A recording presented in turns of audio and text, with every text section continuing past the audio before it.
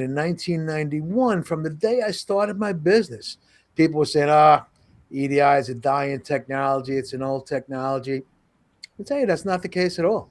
So, like I said, in 1991, they were predicting that it was going to be dead, going to be replaced by XML or APIs. And, the reason it hasn't is the same reason it's going to be around a long time.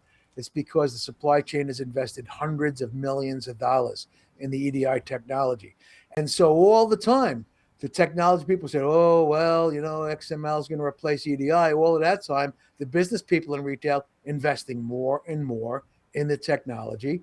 And what I found is that, over the years, the retailers take the opportunity and they use the EDI technology to put more and more burden on the vendor.